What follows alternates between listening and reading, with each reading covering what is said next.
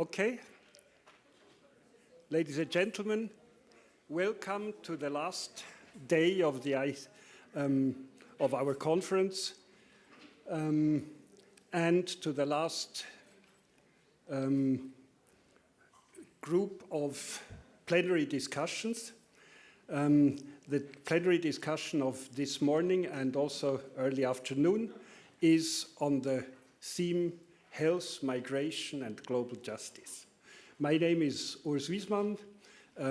I'm a former director of the Center for Development and Environment at the University of Bern, and since 1 month I'm retired professor of geography and sustainable development, and it's of course very nice to end my career with this very nice conference here. The health and migration are two very important sustainable development goals. I think we all agree. In the Agenda 2030, like already in the Millennium Development Goals, health played a very key role, whereas migration is in a very hidden way carried along in this Agenda 2030. And in spite of its tremendous political influence as a theme in current politics, I think, all over the world. And we would like to address these two issues with two keynote talks, and then open up the discussion in view of global justice, which of course is also behind the two themes of health and migration, but is then a founding element of the whole Agenda 2030. So in the course of this discussion, we would like to open up in the direction of the overall Agenda 2030, and in the afternoon also try to make the loop back to the question of the role of research and development in this Agenda 2030. Good. And the two keynote speakers, we start with Professor David Chiriboga, and he has a very interesting CV, perhaps you have seen. He has worked in Ecuador and was there also Minister of Health in Ecuador, and now he's professor at the medical school at the University of Massachusetts. And his talk will also try to make a link to the topic of financing. I think his paper makes there a very interesting conclusion. Please, David.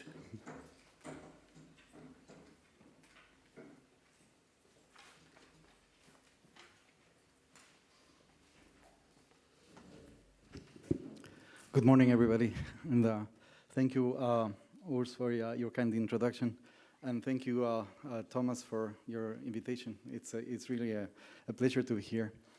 I am usually being a physician talking to a different audience, but I think that the work in development is really crucial to everything that we do. What I want to do today is, and I'm going to try to be a bit provocative and to give you a different perspective on the relationship between health and development. For that perspective, I think there are many geographers in the room. The Hobo-Dyer map that gives a new perspective. That's where Switzerland is, that's the equator, and that's where Ecuador is. So we are always, it's important to challenge paradigms and perceptions. We always see the world with the north on top, and that has a lot of implications too.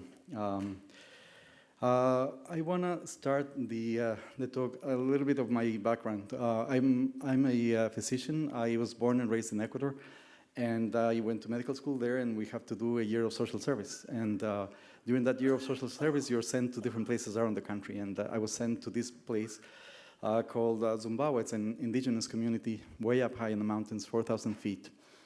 And the people just, they're living in conditions of extreme poverty, as you can see from the picture. And I think that was my biggest lesson. My initial year there was basically a crash landing on what the reality of the country was after having had a very privileged upbringing. And I was able to develop the, I think, a capacity for empathy. And I think that that's at the root of what we do, at what we're proposing with the Sustainable Development Goals. It's how can we walk for a mile in somebody else's shoes and have from their perspective. So if we think that these kids are my kids, then I'll do everything that's in my power in order to make the situation better for them. So I think empathy is a very important concept, and we need to always remind ourselves that in this kind of meeting, why is that we're doing all the work that we're doing? It's because we want to make a difference. I start in medicine. We usually do like a mini case presentation. So this is a country that it's 195 years old, has a history of European colonization, decimation of indigenous populations, and introduction of African slaves. The vital statistics, it has a GDP of $9,700 per person per year. That's 1/5 of the US. The health expenditure is 1/10 of that of the US. The carbon CO2 emissions per person per year is 1.65 metric tons, which is 1/10 of the US, but yet they have a life expectancy that is 1 year longer than the US. Anybody can guess which the country is? Any ideas? No? No. That will be something. Any idea? The hemisphere, it's in the north and the south, and the west and the east?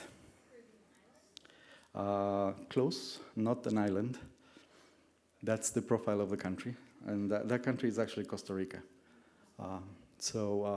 It's interesting to see that are there countries that can achieve a level of life expectancy with much fewer resources and not polluting the environment. And that's the... Then I want to move to the difference between equity and equality. I think those two terms are used often interchangeably, and that brings a lot of issues and confusion. The equality, from its root, equalita, it's more of a mathematical term. Quantity A is equal to quantity B, whereas equity rather comes from a root of justice, of fairness, and so an inequality is basically any difference. And if we start concentrated on differences, we can find differences everywhere. If we do height, if we do any of the variables, how they are distributed in nature, we're going to find differences anywhere. And that can lead us to getting lost in a forest by looking at specific differences. Whereas an inequity is an ethically unfair difference. So any difference versus an ethically unfair difference. So what is to give an example, wealth inequity. So in 2016, the 62 richest people in the world had the same amount of wealth as half the population of the world. That is easily, we can agree that that is an ethically unfair wealth difference. Back in 2017, it's not 62, but 8 people. The 8 richest people have the same as the bottom half. I want to take you to the WHO definition and the objective of the World Health Organization. The definition of health is the state of complete physical, mental, and social well-being, and not merely the absence of disease or infirmity. That definition was agreed upon in 1948. Now we're almost 70 years out. And the objective was the best feasible level of health for all. Unfortunately, that has never been measured. No, it's a lofty objective, but very difficult to measure. How do we do that? And I think that in this century now, if we don't talk about sustainability, we are really missing a big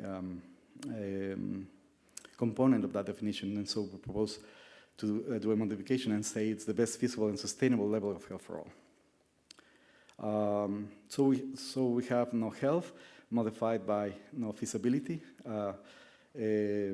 sustainability, and that it has to be for all 7.2 billion of us.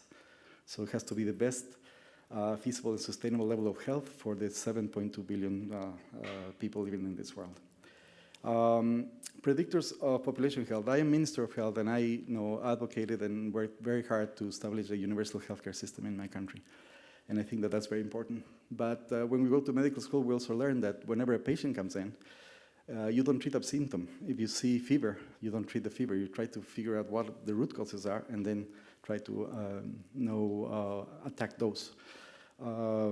If we look at what is the impact of the healthcare services on the population, it varies from between 10 and 30% in the best of estimates. So the bulk is basically the socioeconomic, the living conditions. So basically from the healthcare sector, what we're doing is taking care of the broken plates of the living conditions of the population. So very important so if we want to affect health, and just think about it, if you have the conditions for life, as I will describe in detail, for a life with dignity, then you have taking care of 70–80% of your health. That's a relationship between life expectancy on the vertical axis and GDP per capita on the horizontal, but it's a logarithmic scale, and you see that relationship. In here, you see on the top left, that's the actual curve. It's a logarithmic curve. So you see that as the pointer. So if you see there that somewhere around $20,000 per person per year, the curve flattens. So there's a very strong relationship between life expectancy on the bottom half of the curve. And so that's very important to take into consideration. The GDP is actually the one socioeconomic indicator that has the strongest correlation coefficient with life expectancy. A similar strength of the association is with education, but with education, the only variable that we have available is years of schooling, and that has a lot of issues with quality of that education versus total years. So we're looking for reference models, and we're looking for healthy proxy indicators for those three areas. So we talk about health, and we tend to measure health with death and disease. It's interesting. So we have infant mortality rate, under 5 mortality rate, adult mortality rate, and so on and so forth. And we went through the whole list and repeated the analysis and ended up with life expectancy because it's a good overall. I think we can all agree that we have a population that lives to 80, and we have another population that lives to 40. Probably one is healthier than the other. It's not very specific, but it's a good overall proxy indicator. For replicability, it's economic resources, GDP. We're looking for a model that can be replicated for all 7.2 billion people. And sustainability, of course, use of natural resources. That's complex, and we have a lot of experts in the room on this topic, and I'd like to get feedback on that. But we ended up using carbon emissions as one proxy indicator too. So if we're looking for models that are healthy, replicable, and sustainable for all, then the question comes in, are high-income countries healthy, replicable, and sustainable? And so, well, let's see. The average life expectancy of high-income countries, it's 80 years, and the average for the world is 71. So we can say, yes, high-income countries have a healthy population, a healthy model. The average income level of high-income countries is $38,000 per person per year, and the world average is $10,000. So in that respect, that model cannot be replicated. But yet, Millennium Development Goals and, in a way, Sustainable Development Goals follow that as the reference, the high-income countries. And so we have to be cautious with that. And in terms of sustainability, no high-income country has carbon emissions under the recycling capacity of the planet or the planetary boundaries that we were talking about yesterday. The average for the high-income countries is 11.1 metric tons per person per year, and whereas for the world is 4.5, and the limit is 2.5, so we're way above that already. So there's an inherent contradiction. So we're trying to use the standards of countries where 12% of the people in the world live, that accumulate 60% of the world's resources, and that are responsible for 40% of the emissions. So and know the discussion with that. So let's look for those models. So we're giving three points. So life expectancy above 70 years, healthy countries. Feasible to replicate, those have a GDP less than 10,000, which is the average for the world. And sustainable, those have carbon emissions within the planetary boundaries of 2.5. So are there such countries in the world? So first we look for, these are in blue, all of the healthy countries. So this life expectancy above the average. Then you put the second condition on, and of course, if you say they have to do it with less than 10,000, then all of the countries in the north drop off the model. And then you put the third, there's only very few countries that actually do it. And so there's actually 14 countries, and as we have continued working on this now, we've filtered it down to 7 countries that do it. But you can see there the list of the countries led by Costa Rica. It would be interesting to see what these countries are doing. How do they manage to be more efficient, have better outcomes and not pollute the world as much? So those countries actually have met those criteria consistently. So we repeated the analysis from 1950 until now, and they actually have that for when we have data available. The highest life expectancy, Costa Rica and Cuba. The most efficient, Sri Lanka and Vietnam. And the lowest the most efficient are Sri Lanka and Vietnam, and the lowest polluters are Sri Lanka and Paraguay. So the idea is, well, why don't we take these 14 countries as the benchmark, see what the statistics from these countries are, and then compare them to the statistics of all countries. So that's what we did. And then we calculated what we call the burden of global health inequity. What we use is the mortality rates by age group and by gender of these 14 countries, the average, and then compare them to each one of the countries in the world from 1950 to 2012. And so if there is the observed mortality of a country, and then what the mortality would be if they had the rates of those 14 countries, and whatever difference is the burden of health inequity, or avoidable deaths if there would be social justice.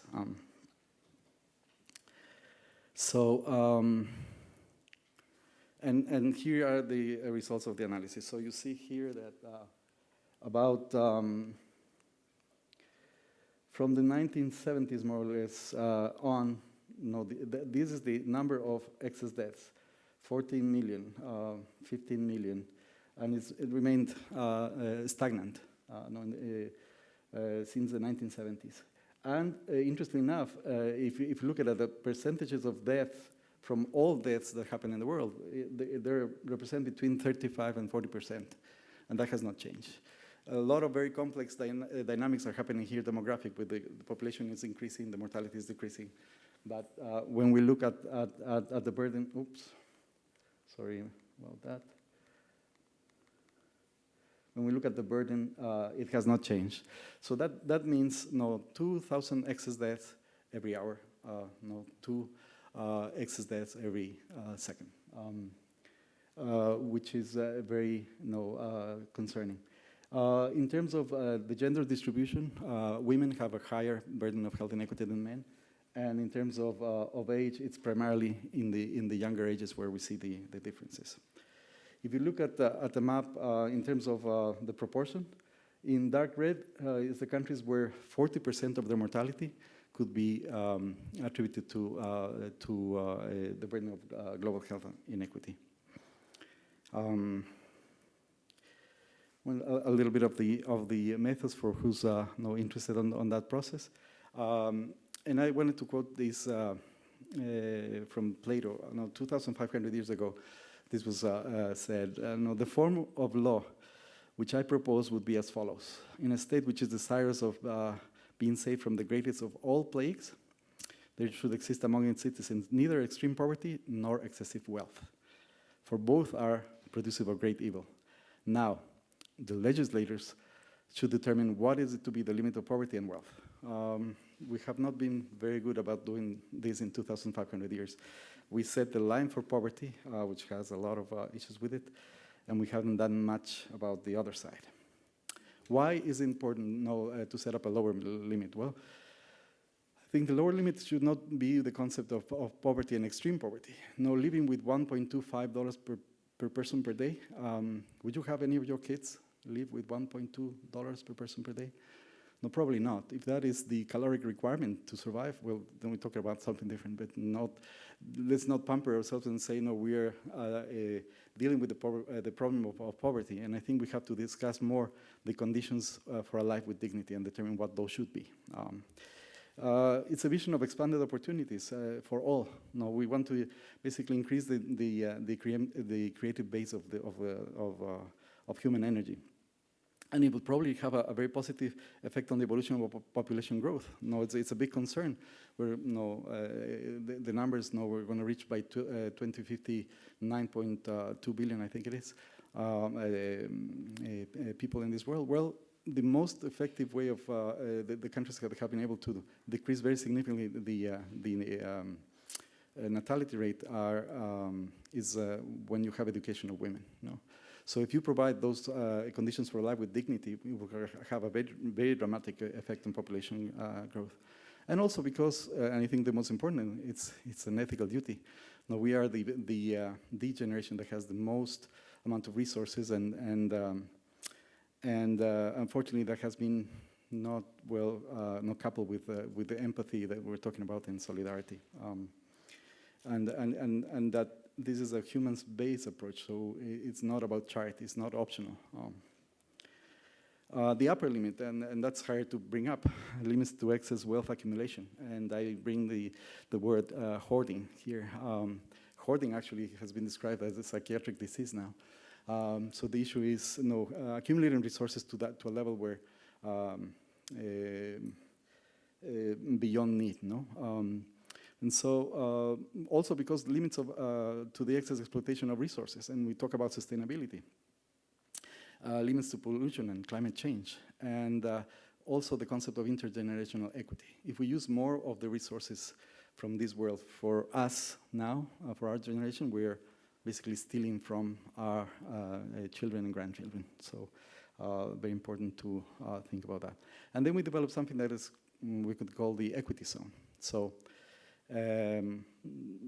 basically a subsection of a curve where equity takes place, between those two limits. And we attempted to do a graph. So bear with me here. We have on the vertical axis population, on the horizontal GDP per capita, and then we have the distribution of population by GDP. Then we put another vertical axis on the other side of GDP, and that's the distribution of GDP. And so if we set up, that's the world average income, and we set up the equity zone as a symmetrical theoretical curve around that average.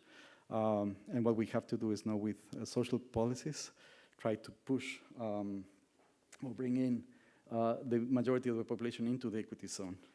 And with fiscal equity policies, trying to bring the resources into that area too.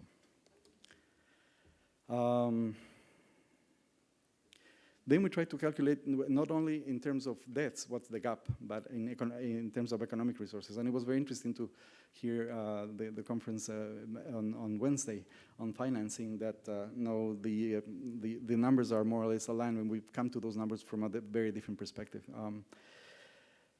No country in the world has achieved a life expectancy above the average of the world with less than $2,100 per capita. That's the average income of Sri Lanka and Vietnam. No? So they have a life expectancy of 76 years, which is 5 years above the average, and they've done it with 1/5 of the average income for the world. The average of the 14 countries is $4,000. So we calculated, as we put back the numbers, what's the GDP of every country, and then add them up, and the gap is somewhere between 2.5 and 5 trillion dollars, which is a very large amount. But as we discussed also, the total global foreign aid in 2014 was 120. I think for last year was 130. Billion, which is a very large amount of resources, but it's only it represents 2.5 to 5% of the gap. So, then what are we talking about? And we're talking about transformation, and that's one of the words that we use a lot. But if we only have 5% of the resources to engage in trying to transform societies, it's not going to happen. So we have to be very clear about what can we actually do with 130 billion, and then not only blame it on corruption, which probably happens. This is the amount of money that comes from OECD countries to the southern countries. We don't know what's the amount that ends up there, but there's a lot of issues with the amount, and I think quantifying and having a very clear idea that ODA has a very limited spectrum of let's say, the capacity to make transformative change. In 2016, you see that remittances. So this is the money that the poor people who have migrated to the north send back to support their families back is 5 times ODA. So it's a number to remember. But then also, if you put it in relative terms, that amount represents only between 3.5 and 7% of the global GDP, the annual global GDP. So if we were able to, using 3.5 to 7% of the GDP of the world, make the difference to provide the living conditions for life with dignity for the entire world, I think there should be a way of doing it. I'm not an economist, and I think that a lot of stuff goes beyond that, but I think the numbers might not be exactly, but I think the principle remains the same. Some just discussion between ODA and the redistribution. One of the problems with ODA also is that there's no, the aid is not based on need. So it's based on relationships between countries and other factors that are not necessarily need. If you put in the GDP of countries, the poorest should be receiving the most aid. If you look, there is absolutely no relationship between the two. So there are other factors determining that, and it's volatile and it's unpredictable, and so the countries who are in the receiving end cannot make any long-term, mid-term, or long-term planning. So very important to do that. Some of the challenges, we have the limitations and availability of the proxy indicators. We have life expectancy. There's also disability-adjusted life expectancy. There's also healthy life expectancy. Using the GDP, whether it's good to use GDP constant value or PPP, or should we use the GNI? And we have repeated all the analysis with all the different indicators, and the general trend is the same. So we kept to the simpler model because it's much easier to convey. CO2 emissions, there is what the planetary boundary is. There's a lot of discussion around that. Some use the 2.5 metric tons per person per year. Others use based on the trillionth ton, is 1.97 per person per year. So they're more or less around there. The level of disaggregation, of course, when we do these international comparisons, we're making comparisons between countries. But there's a lot of inequality, inequity that's happening within each country. And so we need to develop models to take to account for that. It's an ecological study, so it's association, not causation. And there might be a latent period between the intervention and then seeing actually an impact on increasing life expectancy. So from what point on, when you start universal education program and you have 80% of women going to school, you're going to see an impact in life.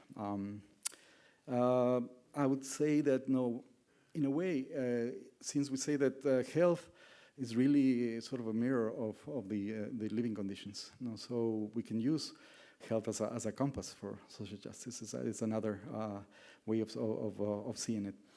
I'm proposing that we should think about sustainable health equity in all policies. How would each and every piece of legislation be if we were to take into account the impact that piece of legislation is going to have on the health of humans and of the well-being of the planet? It would be a very different world, probably. That, at the local, at the regional, at the global level, and also looking at short-term impact, mid-term, and long-term impact. Many of the, for example, Native American populations talk about any decision that's going to impact the community where you have to think 7 generations ahead. We forget a lot about that, and we just concentrate on growth, economic growth. And that's really the ethical role of the Senate. The Senate, the name comes from, is the Council of the Wise Elders. Unfortunately, it's been now hijacked by economic interests, and I think that's one of the sources. I think discussing the possibility of creating equity councils where all of these proposals should run through what is the impact going to be on the health of people, what's going to be in this well-being of the planet.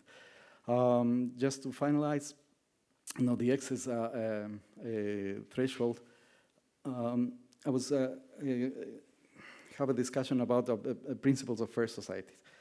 So if you see here that this will be the equity zone, and you want to live somewhere between a dignity threshold, so the conditions for a life with dignity, and an excess accumulation threshold. And you want to live within the planetary boundaries, and you want to make sure that social mobility should be based on rewarding the contributions to the common good. That's a principle. I'm going to talk a little bit about the excess accumulation, and the hoarding. When excess accumulation becomes hoarding, so we can say, well, excess accumulation, if we use the $10,000 as the average, and then we see the baseline, the dignity threshold, that with those 14 countries is about $4,000 per person per year. The symmetrical other side would be $15,000, $16,000 per person per year, which seems very low for northern country standards. But from there on is excess accumulation. When does it become hoarding? Well, if we have only a certain amount of resources in the world, and that's the total global GDP every year, and we need between 5 and 7% of the GDP in order to provide those conditions for life with dignity, then we're talking about there's not only a mathematical relationship between extreme poverty and extreme wealth and excess accumulation. So when you accumulate beyond a certain point that there are not enough resources to provide equity for the people living under the dignity threshold, then you're having a negative impact on them. We try to develop, looking at the Human Development Index and the Happiness Index. When you look at those, Northern European countries tend to do the best on those. But if you include in that model the effect that they have on others by the amount of resources that they use, and the amount of resources that they accumulate and in some instances hoard, then it would be a very different story with those indexes. So let's see. Gandhi said the greatness of a nation is measured by how it treats the most vulnerable of its members, and I think that we can apply for the entire world. We have done some also regional analysis. I'm just going to browse through so you get a sense, and we try to do the same analysis just for the European Union. Within the European Union, using the NATS 2 regions that can be models of healthy and replicable. Not sustainable because there's no region that has that low level of CO2 emissions, but can they become within the European Union models? And we found quite a few, mostly in Spain and the Mediterranean, where they enjoy life expectancies of between 80 and 83. And with GDPs that go between 15,000, the most efficient, to 22,000. Okay, so done analysis for the states. For just to conclude, I think that there was a question yesterday about have we done enough for climate change. And there was saying too little, too late. It seems that we are all embarked in this continued growth engine going full throttle, and probably towards an abyss. And we're not, I think, understanding the agency and of that. Just to conclude that we all deserve the same opportunities. Thank you very much, and I apologize for taking the extra time.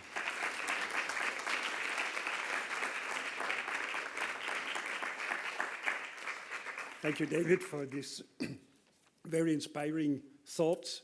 I think there will be many questions and comments, so I would like to point again to the possibility to put your questions in Slido. Those who have not yet tried, I think the password is ICRD 2017 in one word written, so bring your questions and remarks. And then we can go back to them. But now we would listen to Koko Warner. She is manager at the United Nations Climate Secretariat.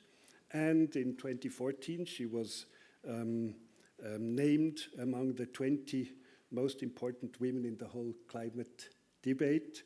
And she is dealing with climate adaptation, especially, and linking this to vulnerability and resilience building. Please, Koko.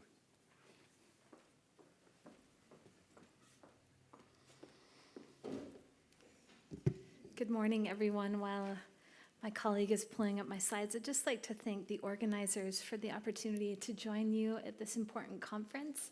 And as Urs said, my name is Koko, and I'm from the UN Climate Secretariat.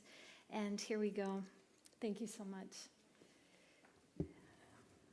My main message that I'd like to share with you today is understanding and addressing the needs of people who are on the move, who are arriving, and those who stay behind holds the key to how we transform into our climate futures.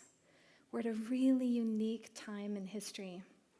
We know more, science is better equipped, policy areas are talking to each other. We have lots more to do there.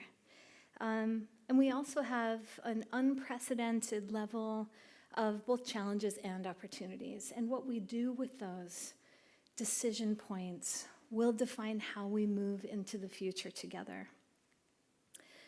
So where are we today? Here's the context of talking about, sometimes I'll say migration, but actually if I say that, what I mean is the full range of people on the move. And there's a whole spectrum. The contexts are all very nuanced.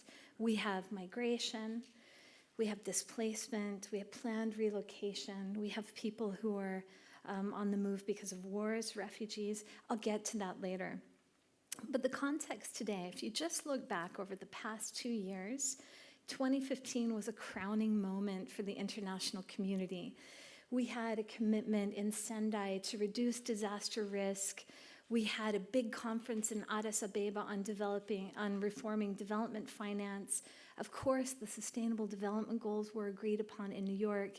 And then at the end of 2015, for those of us who care about climate change, we had this special moment when the nations of the world came together and agreed on the pathway into the future. And our big contribution was agreeing that we would keep the climate system between 1.5 degrees Celsius, which is our greatest aspiration, and 2 degrees Celsius. So those are kind of the bandwidths, if you'd say, for reaching towards the highest aspiration of sustainable development. Just a few months later, in Europe and other places around our area, the Syrian refugee crisis broke out. Millions of people, or 1 million plus people, poured into Europe, even more in countries right around Syria.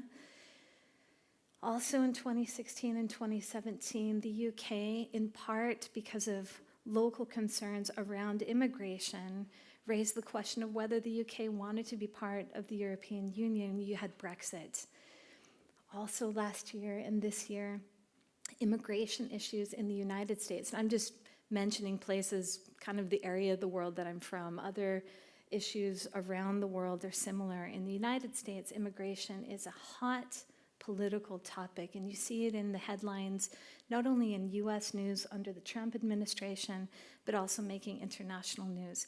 This is the context that we're working in. Partially in response, the United Nations system has established 2 big global compacts, and we'll hear a little bit about that later. One global compact to look at how we think about migration and how we govern migration, and the other, similarly, to help prepare the international system to deal with large-scale movements of refugees. So that's our context, as well as then looking farther into the future and thinking about sustainable development and climate change. So you have these 2 bookends. Our contemporary system is really in flux, and we're reshaping the rules for the 21st century. And then we've already programmed in some big changes, at least in the climate, that provide some boundary conditions for our movement. For the research community, we're getting more and more evidence about the realities of human welfare, including human mobility, and David, you just told us about that now and today. So we have these big dilemmas. This is a look at the New York Declaration for Refugees and Migrants. It's a little bit small and a little bit hard to read, but there's this, in this Venn diagram, which is provided by the UN Commission on Refugees, there are commitments for refugees and migrants, which center around a commitment to protecting human rights and a commitment to protecting vulnerable people, particularly women and children who might be on the go. And then each of the global compacts focuses on contemporary issues. The Global Compact on Migrants focuses a lot on concerns around borders and documentation, and the whole global illicit trade of human beings. There's a lot of serious concerns going on right now with undocumented people who are moving and the desire to help them and protect them. On the side of refugees, a lot of the issues center again around contemporary concerns of a united international response and having enough resources to help people who are refugees and making sure that people can go back to where they've come from when it's safe to do so. So that's just an overview of the contemporary issues. Now looking out a little bit into the future, the world that many of us who are interested in climate policy and climate science live in has, I'm just going to use this graphic and this landscape to help us imagine what climate changes or climate stressors might mean for our society. So here you see a landscape, both land and water, And what we know today is that at least half of the world's population live in urban areas. Many of those urban areas, in fact, 70% of our world's megacities are in very close proximity to coastal areas or deltas. Many of those areas are at risk for storms, inundation when wind and severe storms wash salt water into the land. We're having a really hard hurricane and cyclone season. You see that right now in the news. And in the future, just looking at that trend of population and where people move, we understand that even up to 70% of the world's population will live in urban and semi-urban areas by 2030. So what we see is a lot of people moving to areas for opportunity. But when you put over a climate lens, we may see more people potentially in harm's way. And that raises some questions, especially when we're talking about people on the move. So we have some challenges and opportunities. Today, the Global Compact and our whole international discussion about how we think about people on the move and how we govern that focuses on border control and visas, protecting and coordinating humanitarian support, anticipating large-scale movements of people. But it's really about kind of keeping people where they are and having an orderly way for managing that. But our aspiration is that people get to live and stay and live out their lives in the areas of origin. What could be, and there are both challenges and opportunities, you may not want to hear this, but what could be is that the international community forms new rules about the 21st century, and particularly mobility that really leaves no one behind, especially the vulnerable people, and which prepares us for dignified, documented, robust, potentially large-scale movements of people. Of course, we want to stay where we are now. We want to prosper and reach towards our highest aspirations. But the decisions that we're making now about the climate and many other things affect where we live, how we live, and it affects our habitability. So the bridge is to figure out if we do have to move, how will we do it? And make all of the decisions that we can so that we'll be able to live well, either where we live now today or maybe in different places in the future. What I'd like to do now is just walk you through what research is finding about the patterns of people on the move and how that interacts with climate stressors. This is a subset of a powerful global trend of people moving.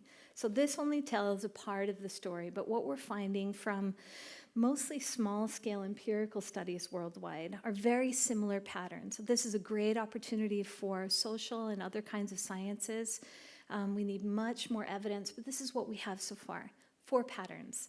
And the next 2 slides will tell you a little bit about these patterns. So the first pattern is people move for safety. Worldwide, people face struggles with extreme onset natural hazards, flooding, storms. This picture is from a permafrost area up on the coast of Alaska. It's taken by a friend of mine, Robin Bronin, who does a lot of work on community-based relocation programs. What you see here is a lot of people move because they feel unsafe. Their families are unsafe, their property is unsafe. Another pattern has to do with livelihood and well-being. Many areas of the world face extended drought or extended variability in their environments that make it really hard for them to either earn enough money or grow enough food to feed their families, to buy medicine for their children and their parents, and to live well. So that livelihood pattern comes up. This third pattern, I was doing field work in 2011 in the Horn of Africa. This is a shelter refugee camp on the border of Ethiopia and Somalia. At that time, a big drought was unfolding in that area, and people were moving from conflict-afflicted areas to refugee camps. They were refugees, they were coming from conflict areas, but it was the extended drought that was really pushing them. And these are complex flows, but you see that climate stressors can exacerbate people who are already struggling in conflict areas and fragile states. And this final pattern that we're seeing is actually, it's both a pattern, but it's really emerging. We're looking out into the future. This is a picture taken on the island of Kosra. It's in Micronesia. And this, what you see is a family grave. It's really close to, you see some waves in the background. And questions are coming up about longer-term habitability of some particularly low-lying coastal areas, low-lying islands. And we're wondering what climate stressors will mean for where people actually live. So in another slide, I'm going to illustrate these 4 patterns. These have a spatial and a temporal implication, and whether or not people can return. So here we have this little house here. Oops, went too fast. Let me go back. This little house here means home, wherever home is. And the first pattern that I told you about has to do with people who might rapidly leave an area because of a flood or a storm or something that makes them physically unsafe. Often, we refer to that as disaster-related displacement, and there's some great work going on. Switzerland has supported what was called the Nansen Initiative, and now that's gone on to become the platform for disaster displacement. Really good work. So often when people are displaced, once the situation normalizes again, they try to go back to their farms and their fields. So that's one pattern that we're seeing. Another pattern has to do with livelihoods. This can happen in a rapid way, or over time, livelihoods deteriorate. Many people in the world rely on some climate factor or some environmental factor for their livelihoods. A lot of those people live in rural areas, not only, but when their livelihoods deteriorate, 1 or 2 or more household members may try to seek livelihoods to feed their families in other places. Sometimes they send money back home in remittances, which can really be a positive force for helping them adjust to the difficulties of life, and hopefully return as possible for those people. The third pattern that I told you about has to do with the interaction of climate stressors with other kinds of trouble, like conflict. Hopefully, when the conflict is settled down, people can move back home, but we really don't know enough about fragile areas and what happens to communities when they face conflict and stress over a long period of time. Do they dissolve? Are they able to cooperate? There's a lot that we need to know. And then this fourth pattern really has to do with longer-term habitability. And here, we only have questions. If you remember a few slides ago, I told you about the global compacts on migration and refugees. They're really looking at contemporary issues. And for both of those global compacts, we aspire that people can go back home. Everybody wants to be at home. With some of these climate scenarios that we foresee in our future in the coming decades or towards the end of this century and beyond, we don't know enough about habitability. And when it comes to human mobility, we don't know whether return to a good life will be possible. So we really have a lot of questions, and hopefully research can help start filling in some of the blanks to inform good decisions. Now, when we come to decisions, climate change and the climate policy arena has learned about the research, they've listened to you, they've listened to the concerns of countries, and they've started tackling human mobility as part of climate policy. The purpose or the reason for this issue showing up in climate policy is to avert, minimize, and address these risks. So climate policy really, in contrast to the international community today, the climate policy arena thinks about human mobility as risk management. People trying to manage the risks, impacts, and vulnerability associated with climate stressors. What we're trying to do is build our understanding, and that's hopefully a strong partnership with the research community and practitioners and people on the ground, strengthening dialogue and policy coherence, and enhancing action. And the space in the climate policy arena where we mostly talk about human mobility is the Warsaw International Mechanism on Loss and Damage. And that's the area that I have the privilege to manage in the UNFCCC. In Paris, the Conference of the Parties, or the countries, decided to create a task force on displacement. And this task force, what you see here, it's a little bit hard to read. You see a timeline for that task force. That task force is designed to create recommendations for the international community about human mobility. And the work is underway, so we don't exactly know what the outcomes are going to be, but it very well could be that your research could help inform those recommendations. And the questions are really, what do countries need to know to get prepared? What do countries need to know in order to help people who are on the move or who stay behind? And what can we do to really avert these kinds of challenges in the first place? What kinds of actions are needed? And I just invite any of you who are interested in this topic to get involved and help us out. We really need you. I'm coming now to the last two slides in my presentation. There are some great opportunities ahead in spite of these big challenges. And here I'll name 4. And each one of these has to do a little bit with those 4 patterns of human mobility that are emerging right now in the context of climate stressors. We really need to move from a crisis orientation to one focused on resilience. What I mean by a crisis orientation, by nature, and maybe a little bit by design, we as human beings, all the way up to we in our organizations and our international system, respond to problems when they're upon us. And that's a good thing. And we need to get involved and help each other out. We need to enhance that, however. Climate stressors are changing the baseline that we as a society are working with. And a crisis orientation, in a way, has this implicit assumption that things are going to settle down and go back to normal the way things were. With climate change and other kind of global megatrends, our baseline is changing.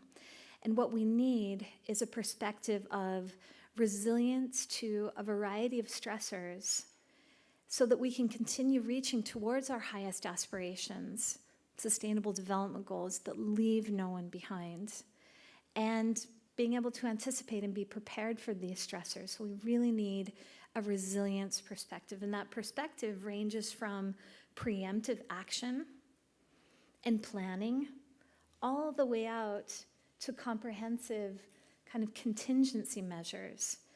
It's not enough to plan. It's also not enough to prevent. We need a full spectrum, a holistic spectrum that also has these comprehensive contingency plans, a plan B. The second opportunity or thing that we can tackle is redefining livelihoods and equity at a systemic scale. For me, listening to all of you, two of my biggest questions are, like I just said, how do we reach towards our highest aspirations and manage the parameters that climate stressors are imposing on society? How do we do that? How do we redefine our identities and the way people earn their livings and live well? We really have to tackle those things, and it's very hard. If we don't do that, however, it's not as if the risks and impacts will go away. We just may be less prepared. And we have very large coupled livelihood systems that we need to tackle. The second is equity. The tensions are really mounting around some of the issues that David pointed out. It matters. Vulnerability matters. In the United Nations, we're committed to the idea that every country matters, regardless of geopolitical realities. Every country matters. And I loved, David, the Gandhi quote that you shared. The greatness of our nations depends on how we treat our most vulnerable citizens. It's not an exact quote, but it matters, and we have to find ways to link our practical decisions and systems with our aspirations. The third opportunity that we can tackle is new ideas for fragile states and conflict management. Some of you in the room are specialists in this area.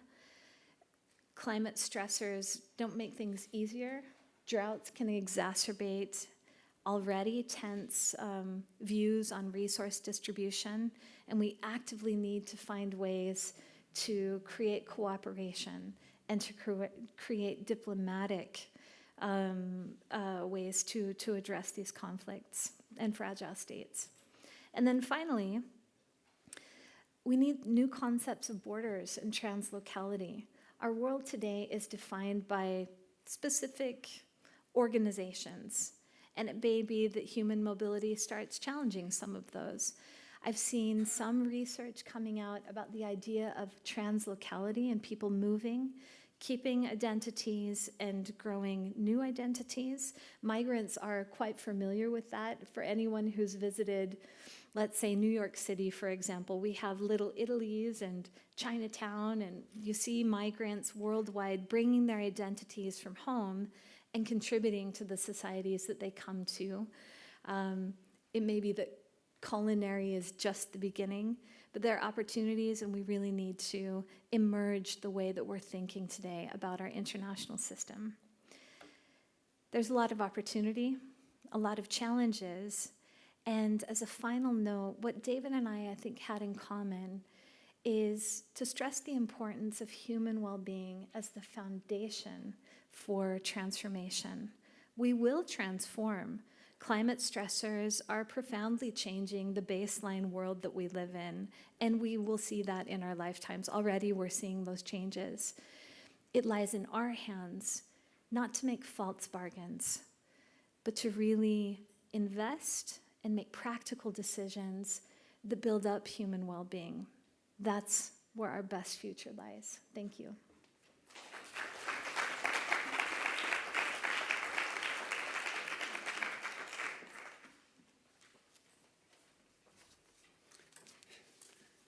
Thank you, Koko and David. I think you have opened very big baskets with your presentations, which will allow a very broad discussion also in line of global justice. What does human well-being mean in a perspective, and what justice conceptions do we have behind? And we come for the next 20 minutes to a panel discussion, and I would like to present Antonio Hautle, and he will take a position. Perhaps you can all come in front.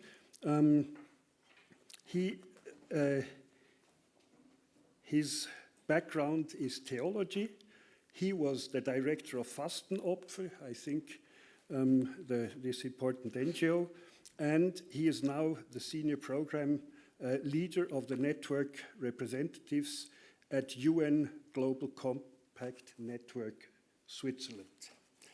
And then Martin Leschhorn, he is the director of the network Medicus Mundi Switzerland, and he's as background historian and has a long-term experience with a range of NGOs, and through that with also sustainable development. And please also join us there. And once again, put your questions to the panelists through Slido, but also by raising your hands if you have a comment. But first, I would like to invite Antonio and Martin to make some statements based on the broad. Okay, should I start? So, thank you very much. I think in 20 minutes we can't discuss everything which should be discussed here. Just to say 2 words on the UN Global Compact Network. it has nothing to do directly with the global compacts you were mentioning. I think the UN has to look how they use their brands, because that makes some confusion. The UN Global Compact Network was funded at the World Economic Forum in 2000 with the idea to create a global compact of shared values and principles to create markets with a human face. So the idea is to bring in the world economy into the idea of sustainability. And here I add something: sustainability in our definition is triple based. It's not only about the limits of natural resources, it's about ecological capital, it's about social capital, and it's about economic capital. So triple based sustainability is always integrated all the aspects we have in social science, and economics is one of the social sciences. So the role here in Switzerland is to get as many companies as possible to engage in the 10 principles of the UN Global Compact, which is human rights, international labor norms, then the Paris Agenda, before it was Rio plus 20, and the principles of anti-corruption. And since 2015, the UN Global Compact is the transmission part from the UN to the private sector to implement the SDGs. And what I, just to give an input, what I was missing in the discussion up to now is the economic aspects. You couldn't bring them in, but they're crucial. If we are speaking about social health, about inclusion, about diminishing migration, the economic question is crucial, because she is the source on the one side, and sometimes also the problem of the whole thing. And that's why we in the UN Global Compact are pushing all these initiatives who are reflecting how can we bring forward our economic system. I could speak 2 hours about that. I just mentioned one part. In the late 90s, we were speaking nearly exclusively about shareholder value. It's about the shareholder, the owner of the company. And I learned in my MBA in Geneva, the objective of management is first to assure the life of your company and to increase the profit for your shareholders. And now we have the second path, which is Nestlé is bringing that strongly forward. We are creating shared value for all our stakeholders, so not only the company, but also the society, etc. And I would add, and that is now emerging more and more in the economy 3.0, it's about global capital, shared global capital, which brings us back to a very old idea. I was discussing it with Thomas before. The Jesuits, from whom I was trained in Rome when I studied theology, philosophy, and business ethics, it was clear economy is there to serve the global common good. And we are back to this discussion we had already in philosophy and theology in all religions and all societies hundreds of years ago. I stop with this. Thank you very much. Okay, Martin.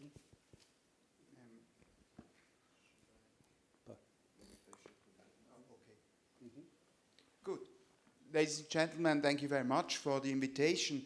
I'm talking a little bit more from a European perspective and as a representative of a Swiss network of 50 Swiss organizations working in the field of international health cooperation and global health issues. In my short statement, I want to bring together what was said before, bring a little bit closer together the issue of health, migration, and social justice. And I would like to do this with recalling you to a quite famous novel for adolescents. I don't know if you know the book by Lisa Tetzner, Die Schwarzen Brüder, the Black Brothers. Here in the room? Yes? On the panel? No? You should read it. I summarize it quite short. It's really a nice story playing in the late 19th century in Switzerland and Italy. It's a story of Giorgio, who's growing up in the southern Italian-speaking part of Switzerland. He's growing up in a very typical poor setting of small farmers in the Alps. As his mother gets seriously ill, the family has problems to cover the costs for the treatment. Giorgio, still a child, has to emigrate as a child laborer to Milano, where Swiss boys were engaged to clean the chimneys. On his way to Milano, the boys have to take a ship which gets in distress at the lake, at the Lago Maggiore. It gets in distress, this ship. Some of his fellow passengers die. The working conditions in Milano are terrible.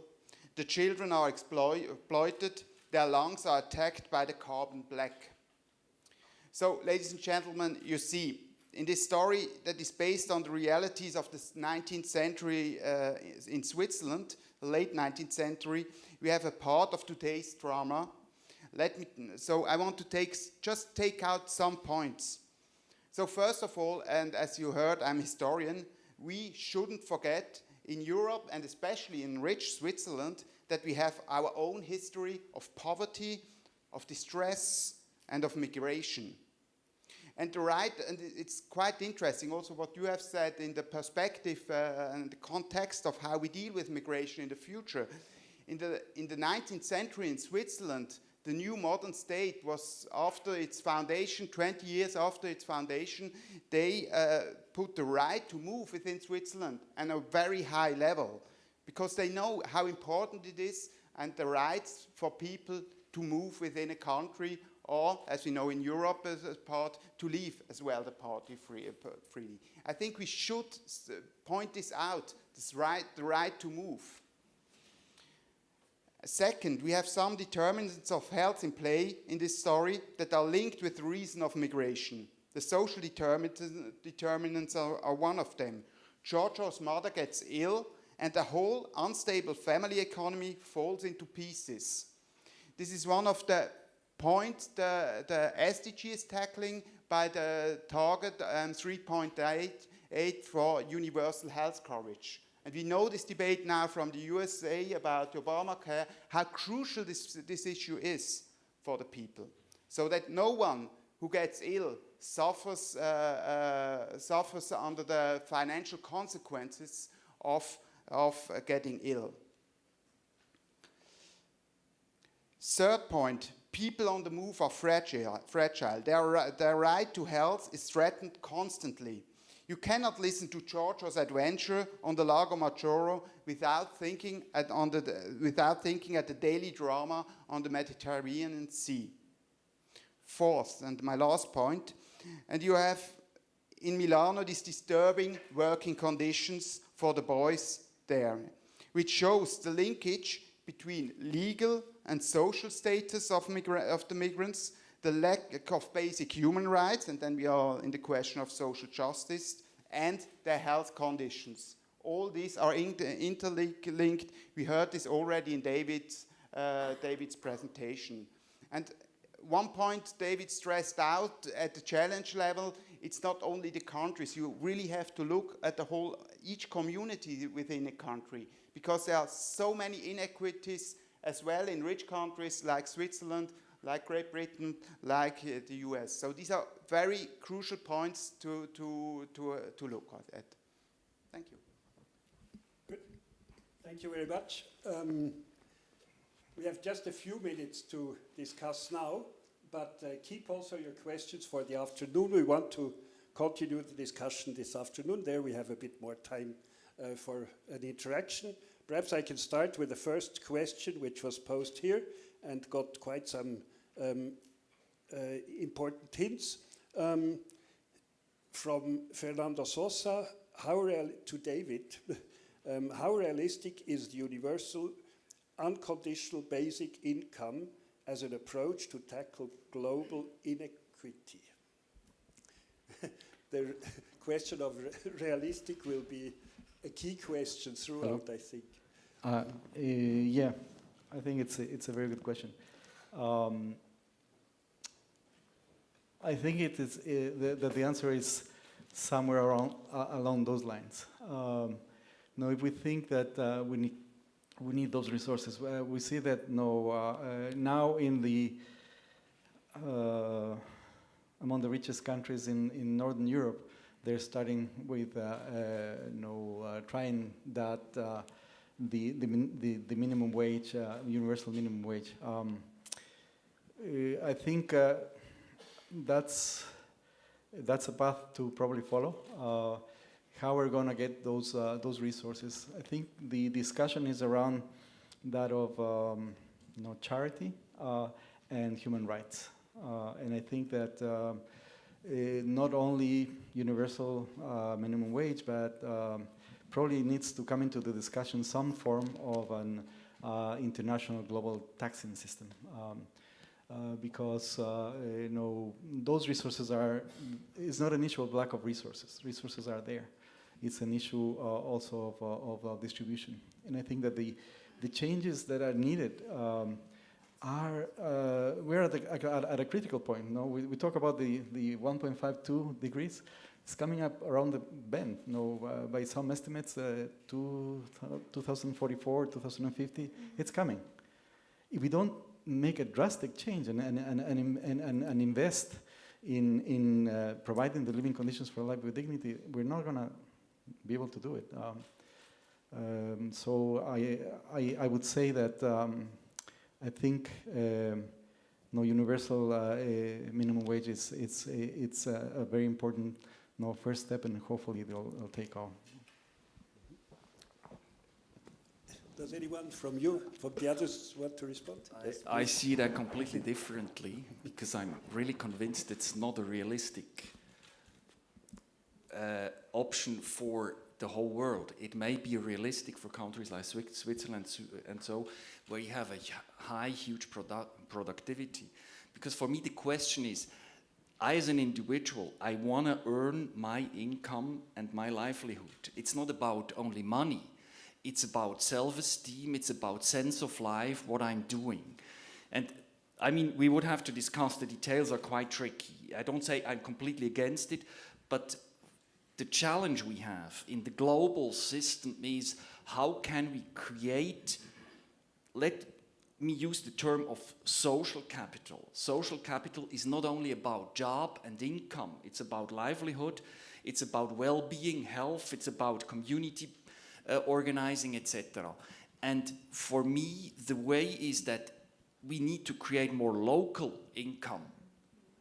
And the question is, how can we challenge that? It's no solution to bring all Africans to Europe. It will not work. We will have wars, we will close down the borders, etc. That is the biggest challenge. How can we create local markets where people can live? And just a side mark, 10, 15 years ago, the Africans couldn't migrate to Europe because they were not able to afford to travel. I've worked 14 years in development. So when I was first in the Congo, it was absolutely unthinkable for a family to migrate to Europe. Today, due to the evolution and development, also economically in Africa, more people have the opportunity to migrate, as my grandfather did, from Switzerland to the US in the 1920s. So I think, I don't say it's absolutely not the way, but it's much more complex. And from my side, we have to develop our economic system in a complete different way. That is my approach. I think the issue is also, if you wait for the trickle down, it hasn't come yet. Know how long, how much time do we have to do that?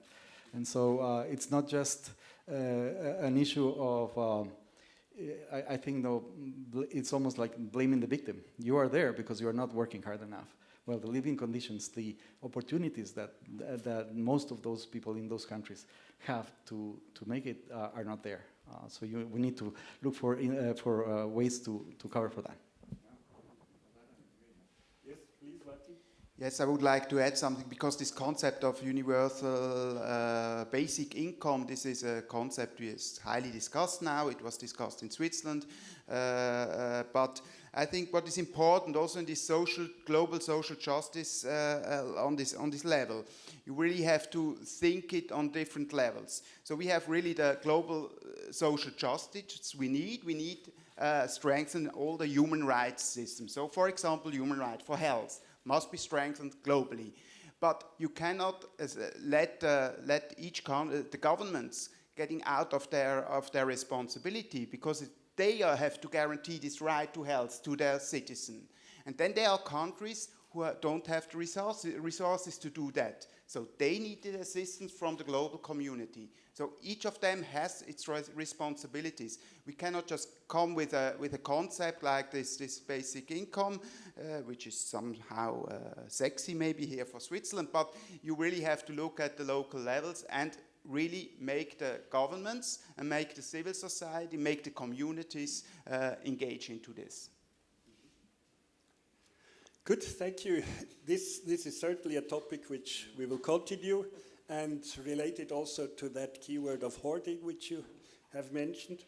Perhaps we can quickly also shift again to Koko with a question which was posed here.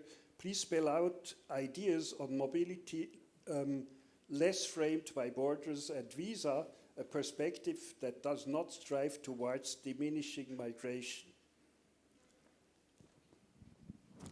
So that was, I think, your second opportunity, perhaps, which you have to spell out a bit. Could you read the question one more time? Yes. Please spell out ideas on mobility less framed by borders and visa, a perspective that does not strive towards diminishing migration. Great, thank you so much. In the context of climate stressors as well as regional development, I'd like to answer that question with an example from the Pacific. And this is an example that might inspire us, inspire our imaginations. The government of Fiji and many small island states in the Pacific, like Tuvalu and Kiribati, but also Australia and New Zealand, are engaging in discussions about a new regional migration scheme. Tuvalu and Kiribati, I think it's Kiribati, named this Migration with Dignity. And it's a combination of this policy has a combination of factors. The idea of joint citizenship is coming up. Some very practical things like IDs, identification that allow international travel across the borders of said countries. So people have a visa. For example, Tuvalu and Kiribati have some dozen visas every year to allow mobility. It doesn't sound like very much, but they're also, Tuvalu has less than 20,000 people in their country. It's quite small. But there are visas, identification like passports. The idea is coming about transportable social benefits. Right now, in many countries of the world, social security benefits are nationally defined. And once you leave a country's borders, there's a lot of questions about how you take it, whether you can take your benefits with you. Some countries, like in the Pacific, are exploring really practical arrangements about how people who might move across the borders of these countries in the same region can take their social benefits with them. There are increasing practical arrangements about remittances. Now, this isn't necessarily part of the Pacific scheme that I've told you about, but the country of Mexico has a remittances matching program, 3x1, if I'm not mistaken. Maybe you know more about it, David. But some governments, like Mexico, are matching at a village level remittances that are received. So if a village receives remittances from its diaspora community, in some governments, like Mexico, this is a few years ago, I don't know the current status, the government matches, for example, $3 for every $1 received for community development projects. So what I find inspiring about the Pacific idea of migration with dignity, as well as this one example of how remittances can be augmented, there are tools, and probably dozens of tools in public policy that allow community wealth and development, that acknowledge some global trends like remittances, like regional mobility, and find really practical ways. In some ways, I mentioned earlier an initiative that Switzerland supported called the Nansen Initiative, looking at disaster displacement, cross-border disaster displacement. Now it's evolved into its next generation, platform in disaster development, disaster displacement. What this platform is learning is that a lot of countries are kind of experimenting with policy. In the case of disasters, some countries waive visa requirements temporarily. It's called temporary protection status. So right now in the Caribbean area, you'll see a lot of called TPS in place. Countries recognize, like host countries like the United States, recognize that migrants who are in the United States earning money need to be able to continue to work and send money home. This happened in the El Salvador earthquake in the early 2000s and all over. But allowing migrants to help their families at home recover from these kinds of, in this case, natural hazards, that's a positive thing. So this is just a handful of ideas about how mobility, whether it's migration, displacement, or other forms, how it can be acknowledged, and how some very practical arrangements within countries, but also within neighboring countries, maybe even farther. I'm just naming some regional arrangements, how they can be harnessed to help make mobility when it's necessary, something that can capture opportunity rather than penalizing people who might already be in a vulnerable situation. Just a few ideas. Thanks for the question. Martin, you wanted to? Yes, I just wanted to add something, or to take this up, what Koko said, this idea of getting to arrangements for migrations, which serves all the sides of the migration flows. There is one point we shouldn't forget about migration. The migration is something very multidimensional. And there is, I just want to recall, in migration of health personnel is one of these aspects. We in Switzerland, there is quite a strong pull factor.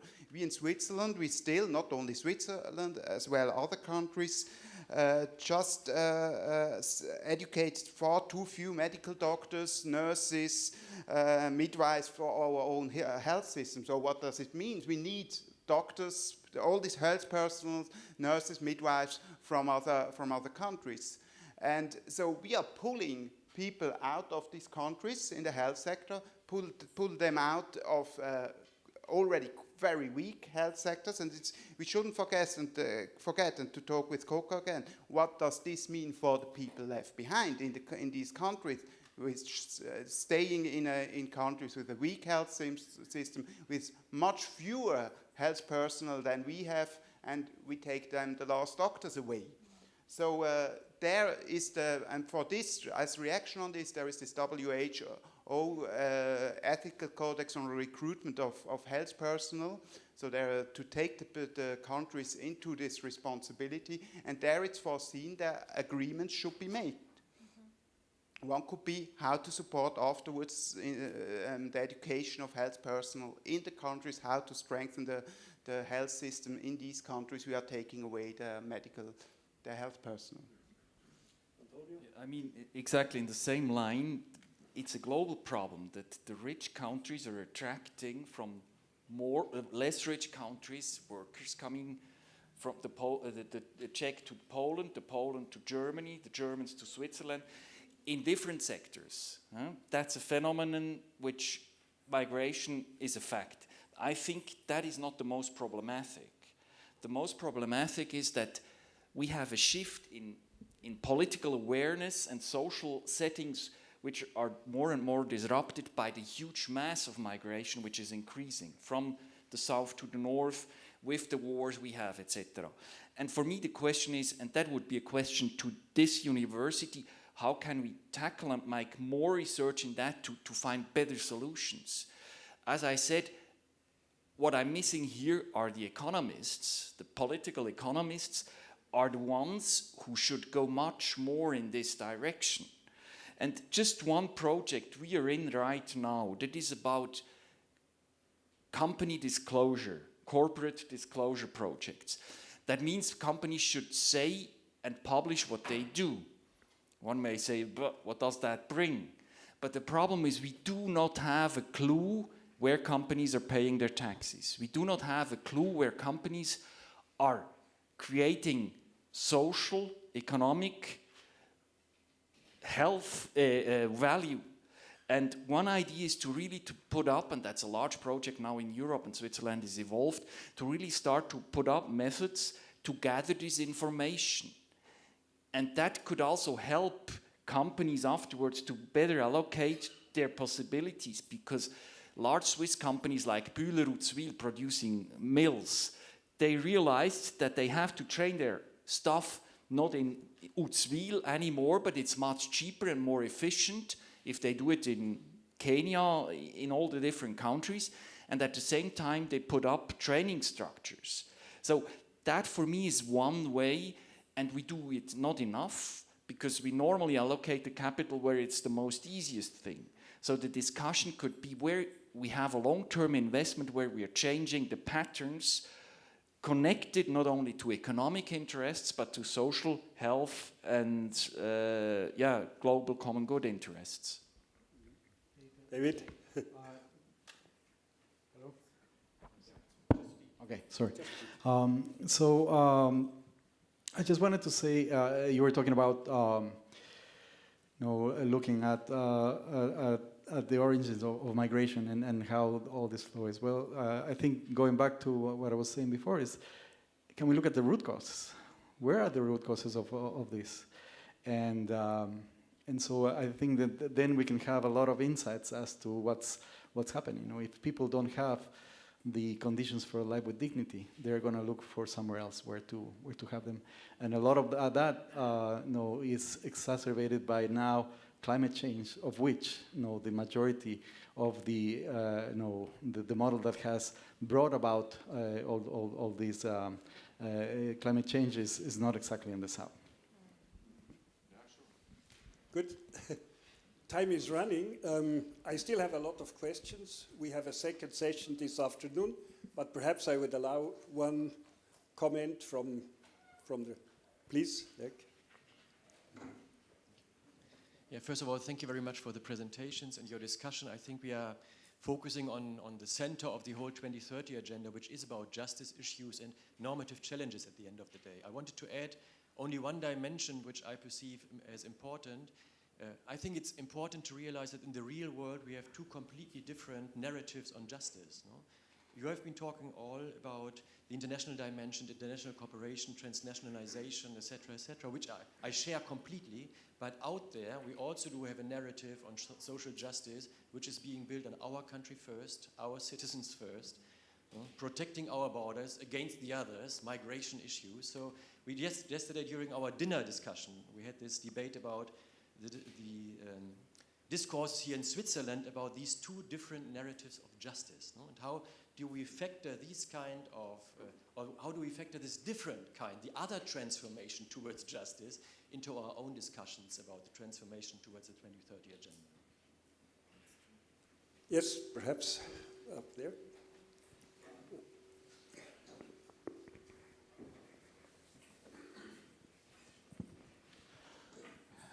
Santosh Mehrotra, I'm an economist from India, since you were asking about where are the economists.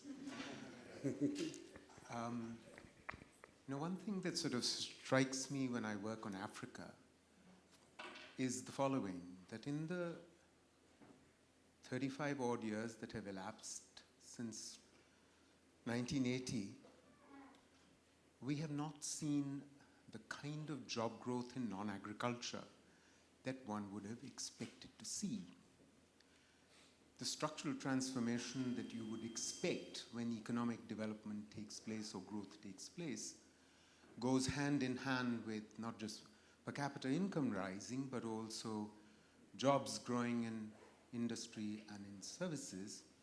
And services also means health services and education services, which is what really triggered my remark that, if doctors are leaving for the north, one of the reasons is that doctors are getting trained in Africa and they are not finding the jobs because the health sector is not expanding fast enough to absorb them.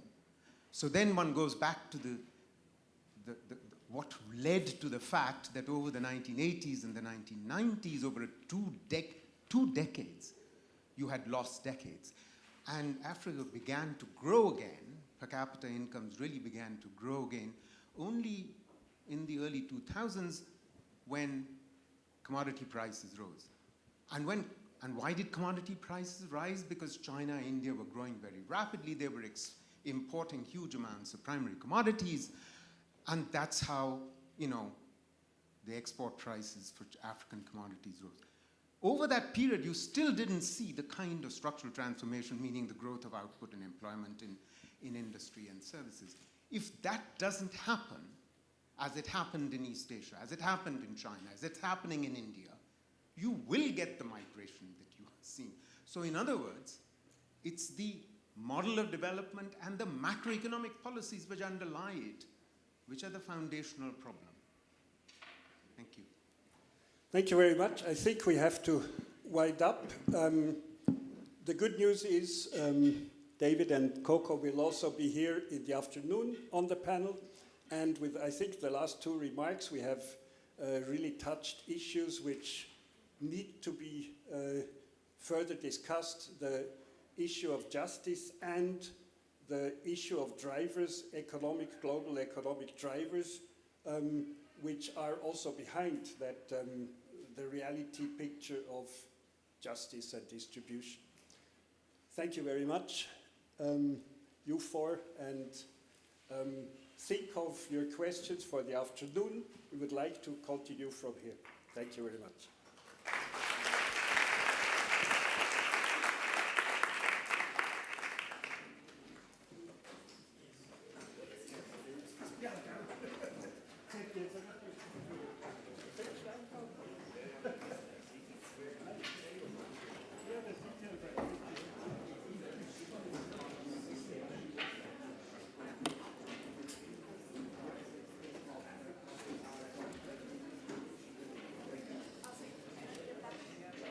Hast du das Laptop-Kabel aus dem A- oder so?